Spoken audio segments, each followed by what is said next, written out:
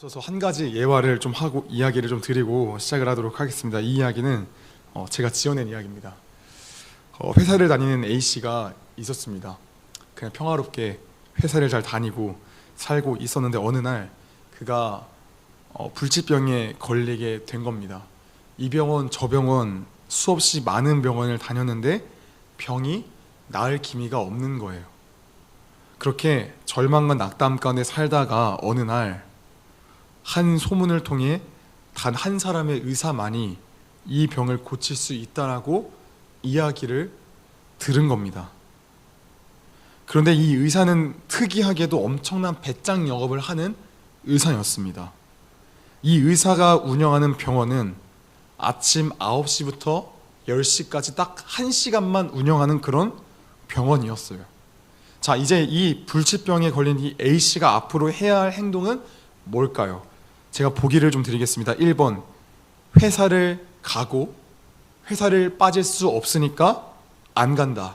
자, 2번, 그 병원은 안 가고 용하다는 한의원에 간다. 3번, 연차를 내고 전날 밤부터 그 병원 앞으로 가서 텐트 치고 기다린다. 네, 답이 몇 번일까요? 누가 들어도, 유치원생이 들어도 3번이라고 이야기를 하겠죠. 왜 3번입니까? 이 사람만이 내 병을 고칠 수 있으니까 당연히 휴가를 내고 그 병원 앞에 텐트 치고 기다리고 있는 거죠. 절박하기 때문에 전날 밤부터 텐트 쳐야 되는 수고와 애씀, 노력 생각하지 않습니다. 내가 이렇게까지 해야 하는 건가 하면서 자존심 부릴 여력도 없습니다. 그런 거 아무것도 없습니다. 그냥 절박합니다. 이스라엘 백성들이 출애굽을 하고 나서 광야를 지나 이제 약속의 땅 가나안에 들어왔어요. 하나님의 강력한 은혜 역사하심으로 말미암아 여리고를 그냥 하나님 말씀대로 돌고 도니까 그냥 난공불락의 여리고가 완전히 무너져 내렸습니다. 자, 여리고 전투를 이어서 아이성 전투도 있었습니다. 약간의 문제는 있었지만 이내 곧 해결되고 곧 그 아이성도 여리고와 같이 완전히 정복되어졌습니다. 자, 이스라엘 족속들이 파죽지세로 이 가나안 땅에 밀고 들어온다는 정보들이 가나안 족속들에게 흘러갔습니다. 그런데 이 이야기를 듣고 한 족속이 이스라엘에게 항복을 하기로 결심을 합니다. 그 족속이 누구냐면 바로 기브온 족속이라는 족속들입니다. 그런데 이 이야기를 듣고 기브온 족속이 이제 항복을 하기로 하는데 이 이야기를 누가 듣냐면은 가나안 족속들이 이 이야기를 또 접하게 됩니다. 일단은 그 전에 앞서서 이스라엘 족속들이 가나안 족속들과는 화친을 하지 않는다는 그 소식을 접하게 되어서 그냥 항복하러 갔다가는 뼈도 못 추릴 것 같다는 생각이 들어서 이 기브온 족속들이 한 가지 꾀를 내게 됩니다. 그게 뭐냐면은 바로 먼 나라에서 이 온 사신 행세를 하는 겁니다. 이들은 일부러 헤어진 전대와 헤어지고 찢어져서 기운 가죽 포도주 부대를 나귀에 싣고 의상으로는 낡은 옷, 낡은 신을 신고 마르고 곰팡이가 난 떡을 준비해서 이스라엘 민족들에게 찾아갔어요. 그러니까 이들이 행하고자 하는 거는 나는 가나안 족속이 아니다. 나는 이만큼 먼 길을 따라와서 지금 너에게 온 그런 족속들이다라고 주장을 하기 위함이죠. 이들은 계획한 대로 하나님에 대한 소문을 듣고 이스라엘 너희들과 화친하기 위해 먼 나라에서 왔다라고 이야기를 합니다. 우리를 종으로 받아달라라고 이야기를 합니다. 그러자 이스라엘 족속들이 하나님께 묻지 아니하고 그냥 이들이 겉모습만 보고 정말로 멀리서 왔구나 하면서 이들과 화친하기로 합니다. 그래서 이들과 언약을 맺어요. 우리가 그냥 이 말씀을 읽을 때에는 기브온 족속이 이스라엘에 항복했다라는 그 내용이 하나의 성경적 상식으로 읽혀지기 때문에 별다른 감회가 없어요. 그냥 당연한 사실입니다. 그렇지만 우리가 한번 좀 생각해 보면 좋겠습니다. 기브온 족속의 모습이 너무 지질해 보이진 않습니까? 한번 싸워보지도 않고 그냥 바로 항복을 선언하는 이 모습이 너무나도 좀 찌질한 모습들이 보여지지 않습니까? 심지어 항복을 선언하는 방법도 어떻습니까? 남자답게 당당히 가서 항복을 말하는 게 아니라 변장까지 해가면서 비굴한 모습으로 항복을 해요. 일단 우리가 이 모습을 보면서 좀 몇 가지 생각해 보면 좋겠습니다. 일단 이들이 왜 항복을 한 것일까요? 왜 이 기브온 족속은 이스라엘 족속들에게 나와서 왜 항복을 하고 있는 걸까요? 이들의 힘이 너무나도 약하기 때문에 그런 것일까요? 그렇지 않습니다. 이 기브온 족속들은 실제로 강한 인물들입니다. 오늘 본문 말씀 2절 말씀을 보시면은 기브온 족속에 대한 평가가 이렇게 나와져 있습니다. 기브온은 왕도와 같은 큰 성이며 아이보다 크고 그 사람들은 다 강함이라. 아멘. 이렇게 기록이 되어져 있어요. 이 기브온 족속들, 이스라엘 족속에게 나와서 항복을 선언한 이 기브온 족속들은 약한 자들이 아니었습니다. 강한 자들이었어요. 그럼에도 이들이 하나님 앞에 항복한 이유는 다른 게 아니었습니다. 그 하나님이 더 강하시다라는 그런 결론이 나왔으니까요. 항복하지 않으면 하나님으로 인해 자신들의 족속이 완전히 진멸될 게 너무 뻔히 보여지니까요. 그냥 저 하나님이 홍해를 가르고 그 다음에 홍해를 건너 넘어서서 가나안에 이뤘을 때 여리고를 무너뜨리고 아이성을 무너뜨린 그 사실들이 들려졌을 때 그 말씀을 믿어졌고 그 믿어진 그 말씀들 앞에서 결론점이 나는 하나님 앞에 이길 수 없다는 그 결론점에 이르렀기 때문에 지금 이들에게 선택지는 단 한 가지밖에 없는 겁니다. 하나님께 항복하자. 하나님 앞에 나아가서 은혜를 구하자. 이거 한 가지밖에 없는 겁니다. 여러분, 이건 쉬운 결정이 아닙니다. 나 자신이 기브온 족속이라는 생각을 한번 해보면 좋겠습니다. 이런 생각하지 않겠습니까? 내가 기브온 족속이라면은 내가 굳이 변장까지 해가면서 목숨을 구걸해야 되는가? 아니, 그냥 소문만 무성할 뿐일 수 있잖아. 그냥 내 강한 힘을 의지해서 저 무성한 소문들을 박살내도 되지 않겠어? 이런 생각 들지 않겠습니까? 내가 꼭 이렇게까지 하겠어라는 이런 생각 당연히 들 것 같아요. 그럼에도 불구하고 기브온 족속이 변장까지 해가면서 존심 다 버려가며 가오 없는 모습으로, 남자답지 않은 모습으로 하나님 앞에 항복했던 그 이유는 하나님에게 대적하다가는 완전히 아작난다. 이건 비는 것밖에 답이 없다라는 결론에 이르렀기 때문이죠. 기브온 족속에게 유일한 대안책은 하나님의 은혜를 구하는 것, 이거 하나밖에 없었던 겁니다. 신약 시대에 이르러서 기브온 족속과 같은 인물이 한 명 나옵니다. 그 인물이 누구냐면 마가복음 7장에 나타나는 수로보니게 여인이라는 인물이에요. 한번 마가복음 7장 24절 말씀을 같이 한번 읽어보도록 하겠습니다. 함께 있습니다. 예수께서 거기에서 일어나셔서 두로 지역으로 가셨다. 그리고 어떤 집에 들어가셨는데 아무도 그것을 모르기를 바라셨으나 숨어 계실 수가 없었다. 아멘. 우리가 이 말씀 잘 압니다. 수로보니게 여인, 귀신 들린 딸 한 명이 귀신 들린 딸을 고치기 위해서 예수님께 찾아왔는데 예수님께서 그를 면박 주니까 그가 예수님을 붙들고 결국은 딸이 고침받는 그 사건, 우리는 이 사건을 잘 압니다. 그런데 방금 그 말씀을 다시 띄워주시겠어요? 마가복음 7장 24절 말씀. 우리가 이 말씀을 좀 묵상해보면 좋을 것 같습니다. 예수님이 이 지역에 있다는 그 소문이 무성한데 정확히 어느 집에 계신지를 지금 알지를 못해요. 이 수로보니게 여인이 어떻게 했을까요? 그냥 딱 하나 찝어가지고 그냥 갔을까요? 아니면 예수님에 대한 어떤 소문들이 나타나서 예수님 저기에 있다는 정확한 주소가 알려졌을까요? 저는 그렇게 생각하진 않습니다. 이 수로보니게 여인은 집마다 다 두들기면서 그 예수님을 찾았을 겁니다. 예수님 여기 계십니까? 여기 예수님 계십니까? 여기 예수님 계십니까? 수없이 반복했을 겁니다. 이 여인은 왜 이렇게 절박한 마음으로 예수님을 찾습니까? 여인의 딸이 귀신이 들렸는데 소문을 들어보니까 예수님이 귀신을 쫓으시는 분이라는 것을 들었던 거죠. 그래서 이 여인은 너무 간절한 거예요. 지금 이 딸의 병은, 귀신 들린 딸의 이 고침받을 수 있는 그것은 무당에게 가도 할 수가 없고 이교도 성전에 가서도 할 수가 없는 일인 겁니다. 그러니까 이 여인은 너무 간절하고 절박한 거예요. 그래서 예수님을 찾으려고 집집마다 이잡듯 예수님이 어디 있는지를 뒤지고 있는 거예요. 오랜 시간 끝에 마침내 예수님이 계신 그 집을 발견을 했습니다.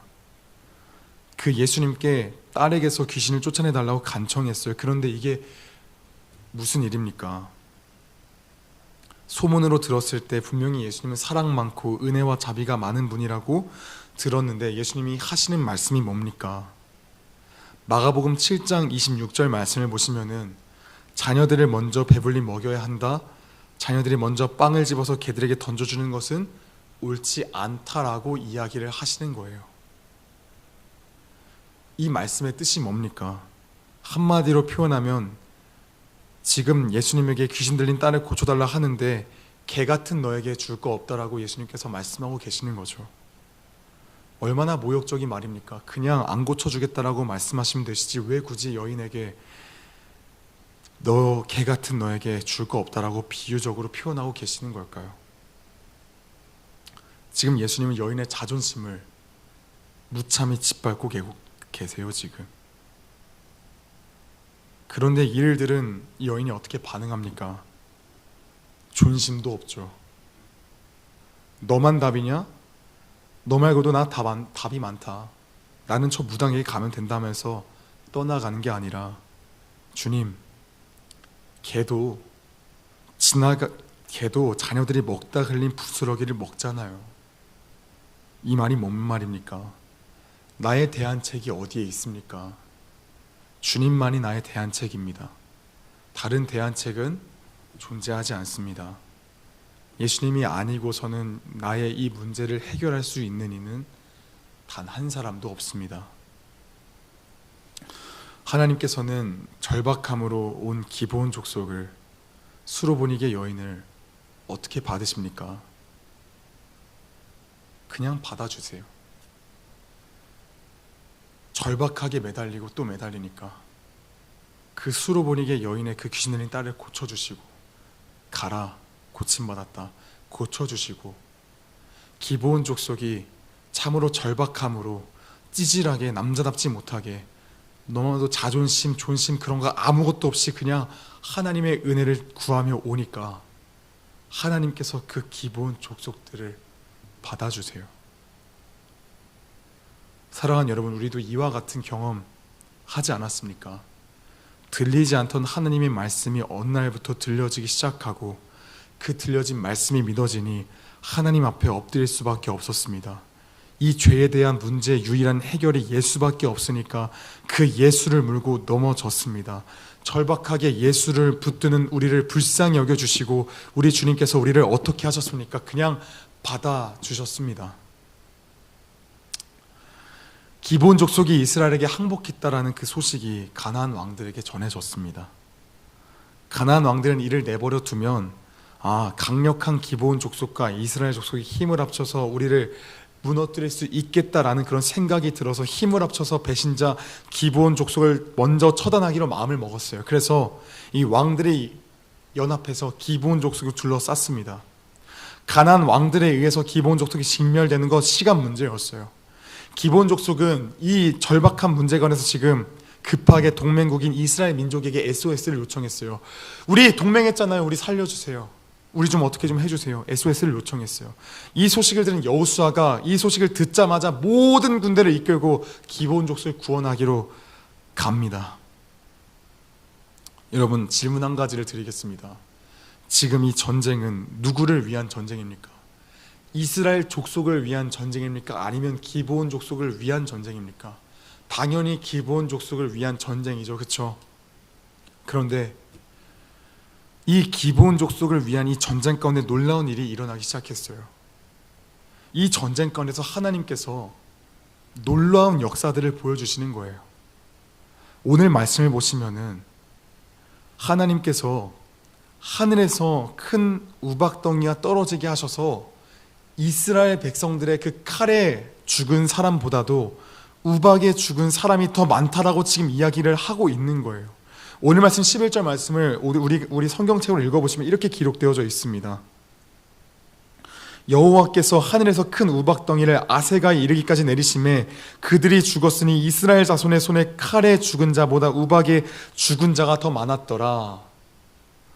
성경책을 보시면 수많은 전쟁 사건들이 기록되어져 있는데 하나님께서 직접 하늘 문을 여시고 우박을 내리셔서 우박에 맞아 죽은 이들이 이렇게 많았다고 기록된 건 여기밖에 없어요. 하나님께서 지금 이 기브온 족속을 위해서 엄청난 역사들을 지금 행하고 계시는 거예요. 또 두 번째로 어떤 일이 있습니까? 12절 말씀을 보시면은 태양아 너는 기브온 위에 머무르라. 달아 너도 아얄론 골짜기에서 그리할지어다 하매 태양이 머물고 달이 멈추기를 백성이 그 대적에게 원수를 갚기까지 하였느니라. 여호수아가 저 대적들을 쫓아가는데 태양이 지는 거예요. 밤이 되면은 도저히 전쟁을 할 수 없으니까 이 여호수아가 이야기를 하는 거예요. 태양아 머물러라. 달아 너도 머물러라. 그러니까 진짜로 태양과 달이 멈춰 있어요. 근데 이 사건도 마찬가지로 하나님께서 뭐라 말씀하시냐면 14절 말씀에 이렇게 기록되어져 있습니다. 여호와께서 사람의 목소리를 들으신 이 같은 날은 전에도 없었고 후에도 없었나니 라고 기록되어져 있어요. 여러분, 지금 이 전쟁은 기브온 족속을 위한 전쟁인데 하나님께서 지금 기브온 족속을 위해서 달도 멈추시고 태양도 멈추시고 하늘 문을 열어 우박덩이도 지금 떨어지게 하셨어요. 이로 인해서 기브온이 정말로 구원이 되어져요.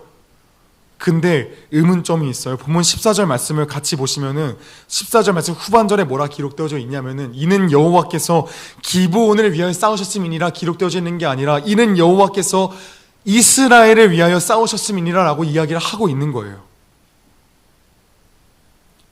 지금 이 전쟁은 누구를 위한 전쟁입니까? 기브온을 위한 전쟁인데 하나님은 지금 누구를 위해 싸우셨다라고 이야기를 하냐면 이스라엘을 위해 싸우셨다라고 지금 이야기를 하고 있는 거예요. 왜 하나님은 지금 이 전쟁을 기브온이 아니라 이스라엘을 위하여 싸우셨다라고 이야기를 하고 있는 걸까요? 왜 그런 걸까요?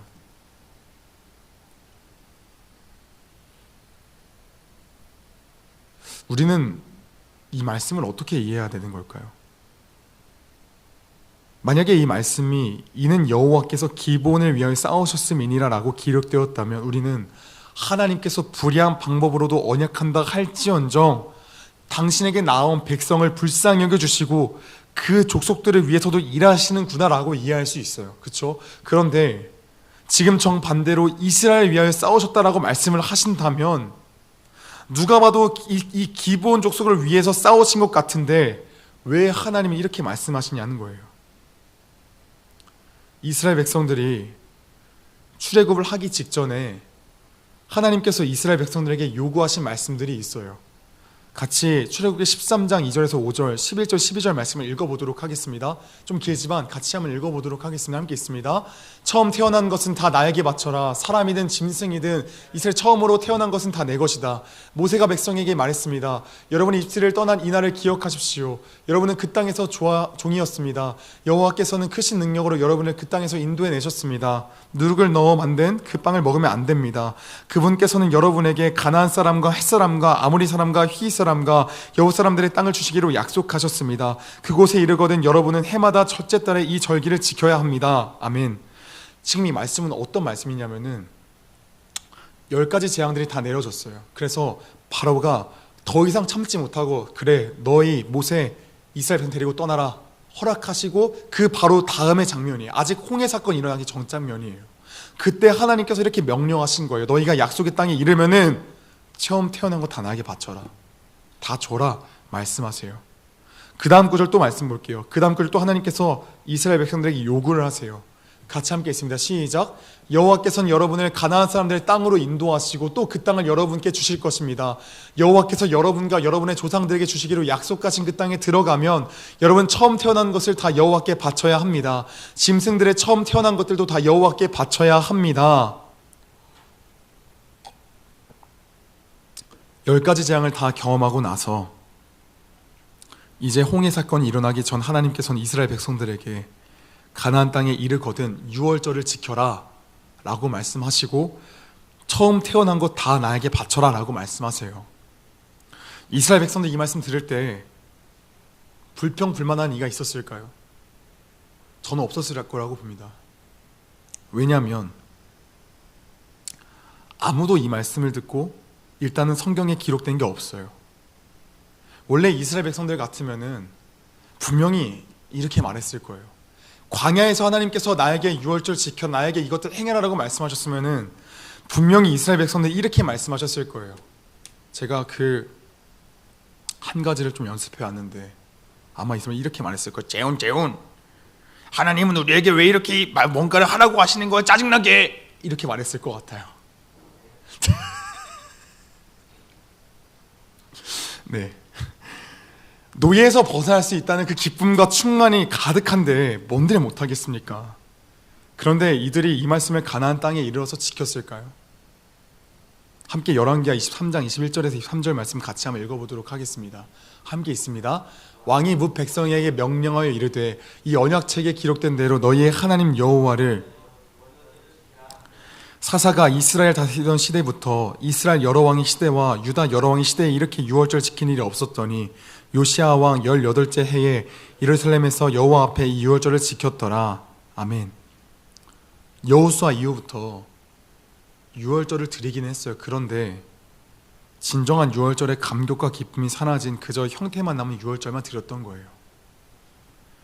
왜 이렇게 유월절이 변질되었을까요? 하나님을 향한 절박감이 사라져 버린 거예요. 그 구원의 기쁨과 감격이 사라져 버린 거예요. 우리식으로 표현해 보겠습니다. 우리가 처음 예수 믿었을 때 어떠했습니까? 예수밖에 없었어요. 그 예수를 향해 절박했어요. 왜냐하면 죄라 여기지 않았던 게 죄라 여겨지고 그 죄의 결과가 지옥 형벌임이 믿어져서 이 죄를 해결할 수 있는 이가 누구밖에 없어요. 예수밖에 없는 거예요. 그러니까 그 예수를 간절히 사모했고 그 예수께 처절하게 매달리고 또 매달렸어요. 그 다음에 그 예수를 또 알고 또 알다 보니 또 뭘 알게 돼요? 나라는 존재가 예수의 사랑 없이는, 예수의 은혜 없이는 도무지 사랑할 수 없는 존재라는 것을 알게 되어져서 그 예수를 붙들 수밖에 없게 되는 거예요. 그 예수를 더 절박함으로 더 갈 수밖에 없는 거예요. 그러니까 예수님을 위해 살아갈 때 내가 그 예수님을 향한 너무 절박하고 그 예수의 사랑을 아니까 내가 피곤하고 힘든 게 무슨 상관이에요. 그냥 순종하게 되어지는 거예요. 시간을 주님께 내어드리는 게 뭐가 문제예요. 그냥 나를 살리시고 매 순간 은혜를 부어주시는 그 주님을 위해 살아가는 게 그냥 기쁨이고 감사잖아요. 그런데 어느 순간부터 예수 말고도 의지할 게 너무 많아졌어요. 시간이 지나고부터 점차 예수 말고도 의지할 게 많아졌어요. 예수 말고도 의지할 게 많으니까, 예수가 더 이상 절박하지 않으니까 어떻게 변합니까? 순종은 너무나도 무거운 짐이 되어버렸고 예배가 너무나도 형식적으로 변하는 거죠. 그러니까 이스라엘 백성들이 그러했잖아요. 의지할 우상들이 가나안 땅에 이뤄서 하나둘씩 생기기 시작하니까 하나님에 대한 절박함이 사라져 버리니까 등 따시고 배부르니까 하나님을 향한 전심을 향한 그 유월절 제사 이런 거는 옛날 옛적의 이야기로 둔갑하게 되어진 거잖아요. 그들이 출애굽할 때 그때는 하나님을 향한 절박함이 있었잖아요. 그래서 그때는 아무 말도 안 했다가 가나안에 이르니까 절박함이 다 사라지니까 그 전심을 다한 유월절은 사사기 때부터 요시야 왕 때까지 한 번도 없었어요. 하나님께서 기브온 족속을 위해 싸우셨다고 하지 않고 이스라엘 족속을 위해 싸우셨다라는 건 이걸 의미하는 겁니다. 이스라엘 백성들아, 저 기브온 족속은 존심, 가오 그런 거 하나 따지지 않고 나밖에 없다는 그 절박함으로 나에게 왔다. 죽음을 무릅쓰고 나에게 와서 은혜를 구했다. 잘 먹고 잘 살고 있었는데, 그들은 가나안 땅에서 나름 잘 나가는 인물들이었는데 그 말씀이 들려지니까 내가 하나님 앞에 아무것도 아니라는 게 인식이 되어지니까 하나님께 항복했다라는 그 이유 하나만으로 성전에서 나무 패며 물 깃는 죄로 한순간에 인생이 수직 낙하하였다. 그런데 그들은 거기에 감사했다.